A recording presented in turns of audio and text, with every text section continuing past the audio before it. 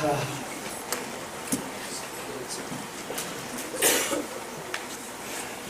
is good. Amen. My name is Josh, and it really is an honor to be here. I come from a tiny little country the size of Delaware, actually the size of New Jersey. Really? But if you take out all the territories, it's the size of Delaware. I'm originally from here in America, but right now I live in a country called Israel. And we're honored to have our home situated by a lake. I don't know if you've heard of it. It's called the Sea of Galilee. Have you read about it somewhere? Somebody who swam it or walked on it, maybe?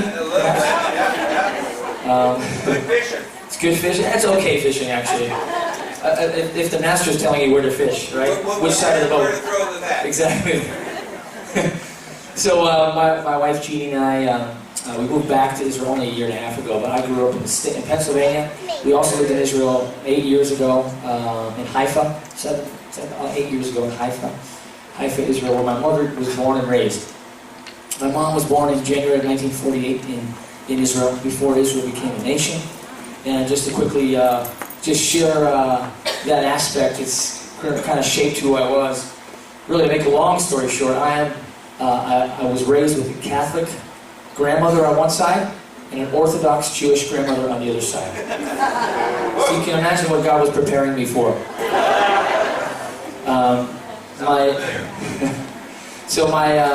My mom met my dad in America, but her story goes back a little before that. My mom was born into war.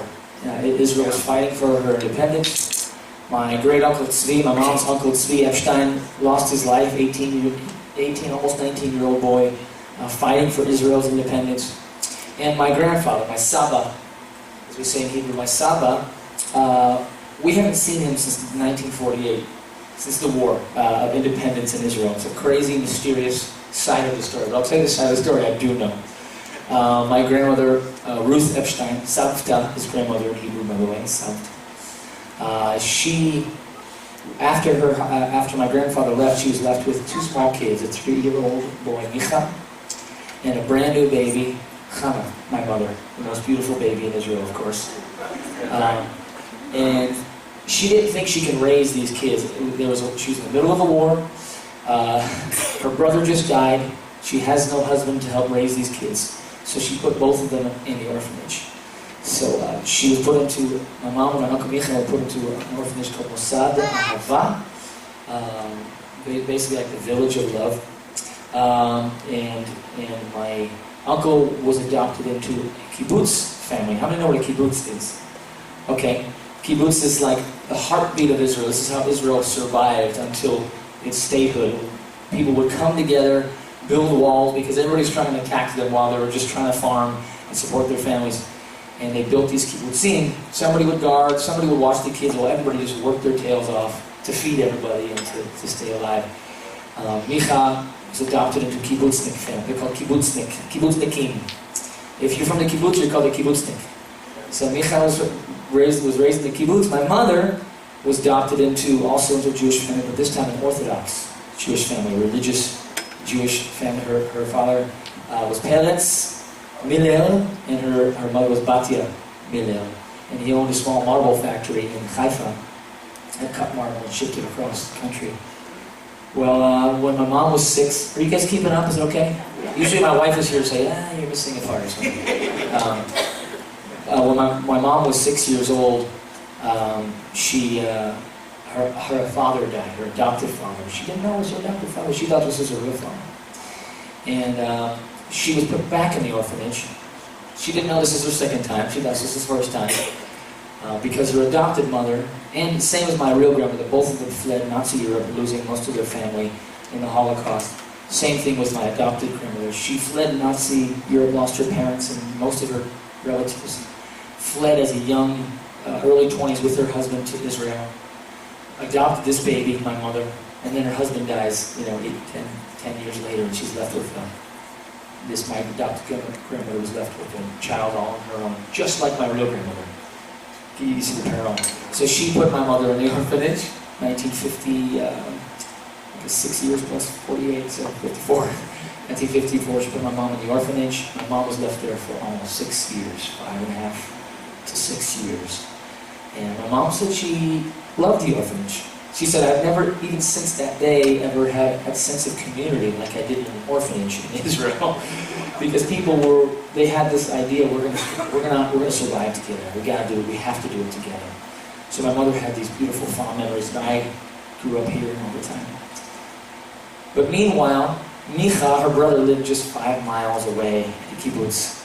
She didn't even know she had a brother. She didn't even know she was adopted. When her adopted father died, she still didn't know that wasn't her real father. So she waits till she's almost 11 years old, and one of the workers comes up to my mom and they said, Chana, we have good news for you. You're going to America. And my mom cried. Her adopted mother had since moved to America, and they couldn't re-adopt her anywhere else. She could only stay with the adopted mother because there was no way to re-adopt her. So they shipped her to live with her adopted Orthodox Jewish mother in the other holy city, New York City. Yeah, so in the Bronx actually. So my mom went there, and then I guess I'll just speed up. She got her citizenship when she was 15 years old, and 17 years old she takes a trip to the Poconos where she meets this Catholic boy, my father. They fall in love. They have 5 kids, of which I'm the baby, the best one. No, not at all. I've got awesome siblings. And life goes on. My mother was surrounded by Christians, but she was raised Orthodox. She was Jewish. She didn't want to have anything to do with Christianity, but she loved her husband. She loved the fact that my dad was the oldest of 9 kids. My mother was a single, only child. At this point, she didn't even know she was adopted. A person that was left in an orphanage for 5.5 years, so she just loved my dad's close-knit family. So, but all my dad's friends they try to say my mom's name. Instead of Chana, they say Chana. They say, Chana, take your pick. Either you're a Jew or you're a Christian. And my mom was like, I don't understand. Did the Italians stop becoming Italian? Like, she didn't understand. She was born Jewish. It was something who she was, you know. But there's one guy that really impacted my mom's life, sort of remotely, and it was through his music. My mom's worship evangelist. And you probably know his name. His name's Elvis. My mom loved Elvis's gospel songs. As an Orthodox Jew, she loved Elvis's gospel songs. It just made her heart melt. But she didn't want anything to do with this Christian thing. First of all, you know, she grew up with a mother who lost her whole family pretty much in the Holocaust. And they associated it all with Christianity, you know. The soldiers had belt buckles that said, God be to us, God with us. You know, and my grandmother that I grew up with, my Orthodox grandmother, she literally would spit on the ground. If I said Jesus or a name like that, or even Yeshua, she would be hurt because she associated it with the history, some of the negative history. We know that those weren't real. If they were calling themselves Christians, they weren't real Christians, those people. But my grandmother associated her that. So when my mom decides to marry a Christian, or really a Catholic Christian, she was so mad. That's when my mom found out she was adopted. She was so mad. She said, well, you're not mine anyways. It was so hard for her to take in. So if this kind of gives you a context of where I grew up, 2 different extreme worlds, and I felt like, you know, I always wanted to be sensitive with my grandmother, but I accepted the Lord when I was 5 years old. Clearly something happened to me, and I've been making little cheesy songs, but they're all about the Lord since I was 5. Something really happened in my heart. So I was never doubting my faith, but I always was trying to figure out where's she getting this from? Why such hatred or such misunderstanding? So it caused me to dig into scriptures. And first it started with my mom. So my mom, Elvis Presley, softened her a little bit. She decided, I'm not going to convert to Christianity. But there was a Messianic rabbi who came to town in 1976, I think. And Elvis Presley, of course, softened her up a little bit, and her worship evangelist. And this guy, his name was Martin Chernoff. He came to town, and he was sharing with these Christian men about the Jewish Jesus. Did you know his name? He's like, did you know his name was Yeshua? Did you know he has 12 disciples? No, Talmidim. And they did what you call baptism, but we in Judaism call it mikvah. And he's just started sharing the good news from its original context. And my mom, that day, accepted Messiah as her personal Savior. And she said, I didn't convert to Christianity that day. She said, I completed my Judaism. So she always says, I'm a completed Jew. So I grew up with that mindset, and I just so honored to have that testimony. For me, it was so confusing growing up. Here my one grandmother's Catholic, but because my mom's Israeli, kids you hear the Jewish jokes. My sister one time they painted a swastika on her locker, because it's just hard to understand for some of these kids. They hear things from their grandparents or what. Yeah. So I grew up with this living in these two different worlds. But my mom's story, almost over. Ready? So remember she had a brother, Micha? Micha was 3, raised in the kibbutznik, right? Well, Micha never forgot his sister. Micha was 3 years old when they were separated. So Micha, as he got older, he started looking for his baby sister, specifically. Not his mom. He did look for his mom as well, but he wanted to find his baby sister. This is a true story, by the way. I'm not an evangelist. This is a true story. I have a lot of evangelist friends. So he's looking everywhere for his sister. He hired private detectives as a young adult, and he was just at his wit's end. He just kind of was giving up until one day he gets a phone call from a television show in Tel Aviv, and they said, "Micha, we heard you're looking for your family. We want to invite you on this." This was back then. There was only, I think, 2 television stations in Israel. This is 1998. And he said, we want you to come down to Tel Aviv. We want to air your show. We're going to help you find your family. We're going to put a phone number on the screen. And if anybody, so he brings them in the show. Micha tells his life story, remembering, a little bit of the war when he was 3. He said he survived the 6 Days War in 1967 in a parachute with his battalion. They landed at the Wailing Wall, the hotel that take Jerusalem. So he lost many of his friends in the military there. But he went back to the story of his sister. And this guy, he was like the Phil Donahue of the 90s in Israel. Or Oprah, if you don't know who Phil Donahue is. Manny Pe'er, he's like, tell us a little bit. So he said, I remember this little girl. My mom would sometimes, because she was single, she would sometimes leave us for an hour to go to the store. And I'd have this 3-year-old console my baby sister while she's in the crib. He said, I never forgot her, and I've been looking for her. So the host looks at the TV screen and he says, if anybody has any information, we're going to put a number on the screen. Please call this number, and we're going to connect. We're going to help him try to put these puzzle pieces together and help Micha find his family.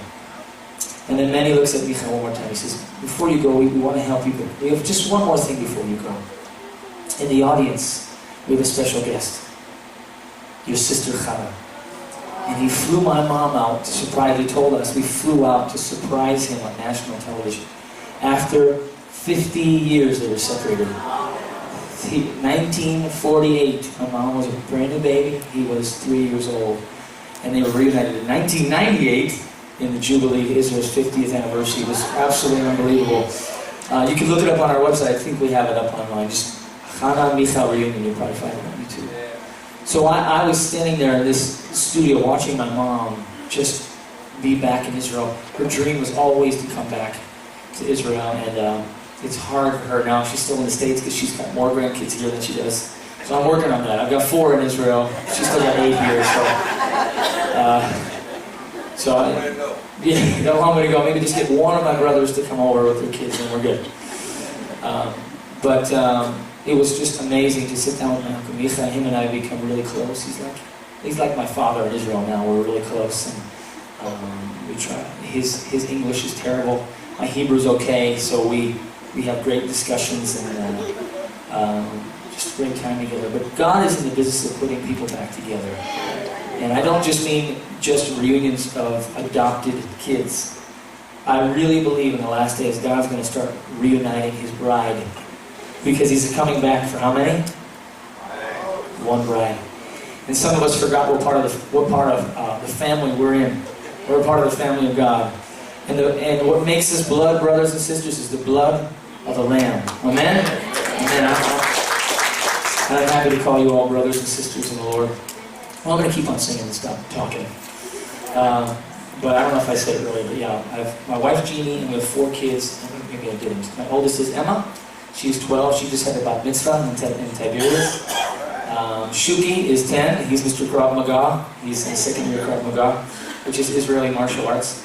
And then Max is 8, and Levi is our little baby. He's 3.5. He's the one I wrote Shalom with when he was a baby. So if you keep our family in mind as you read about Israel and pray about Israel, we really feel like we're called to be there.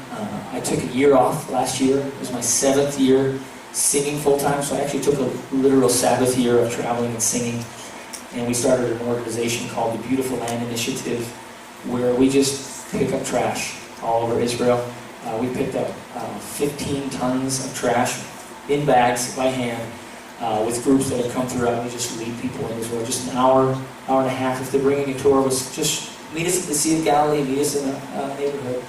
And it's been such an amazing witness for us to the mayor and all the locals in Tiberias. We just want to be the best citizens as Messianic Jews as we can. We're not just there to stand in a soapbox. We're there to do everything as unto the Lord. So I think we have some flyers in the back. It's called the Beautiful Land Initiative.